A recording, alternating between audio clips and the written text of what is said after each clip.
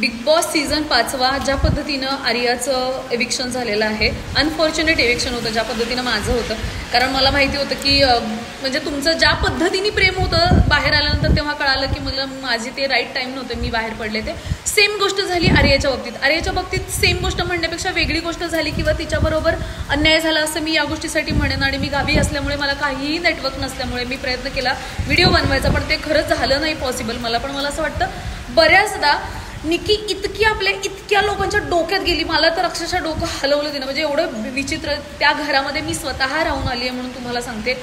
मला नाही वाटत की ती आर्या इतकी हिंसक झाली. आर्या का हिंसक झाली ह्याचं रिझन जरा बिग बॉसनी स्वतःला विचारावं. कारण बिग बॉसकडे जास्त फुटेज आहे ना, मग त्यांनी हा पण विचार करायला पाहिजे होता की तिनं जर हात उगारला ह्याच्यावरती निकीवरती तर का उगारला.